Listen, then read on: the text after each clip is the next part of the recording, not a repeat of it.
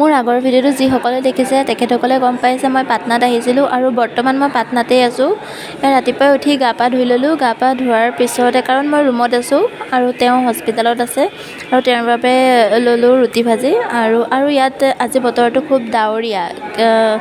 এনেইতো মই অহাৰ পৰা যিমান দিন আহিছোঁ 4 দিন যি বৰষুণ দিলে তাৰপিছত যিমান ৰ'দ ইয়াত মানে একো থাকিবই নোৱাৰি, বহুত ৰ'দ দিয়ে ইয়াত আৰু বৰষুণ দিলে কিন্তু ৰাস্তা ঘাটৰ অৱস্থা বহুত বেয়া হৈ যায়। আৰু ওচৰতে আহি থাকোঁতে দেখিলোঁ ফলৰ দোকান আৰু ভাবিলোঁ তেওঁলৈ ডালিম লৈ যাওঁ, যিহেতু ডালিম খোৱা তেজৰ কাৰণে বহুত ভাল হয় আৰু মই ডালিম ল'লোঁ। লৈ পেলাই অলপমান আহি পেলাই এয়া পাই গ'লোহি হস্পিটাল গেট।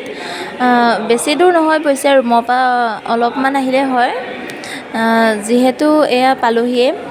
এফালে মানে গেট 3খন থাকে, এখন ফ্ৰণ্টৰ গেট হয়, মই ফ্ৰণ্টৰ গেটখন দি আহি পেলাই এইফালে মানে কি হয় ৰাস্তাটো অলপ শ্বৰ্ট হয়, ইফালে দীঘলকৈ ঘূৰাতকৈ মই মানে শ্বৰ্ট দি গুচি আহিছোঁ। বৰষুণ দিছে যদিও মানে বহুত গৰম, কিবা গোপগোপনি নিচিনা এটা হৈ থাকে আৰু মই আহি আছোঁ, আহি পেলাই পামহি আৰু ইয়াত বহুত এলেকাটো মানে বহুত ডাঙৰ হয়। আহি আছোঁ, আহি পেলাই এয়া পাইছোঁহিয়ে।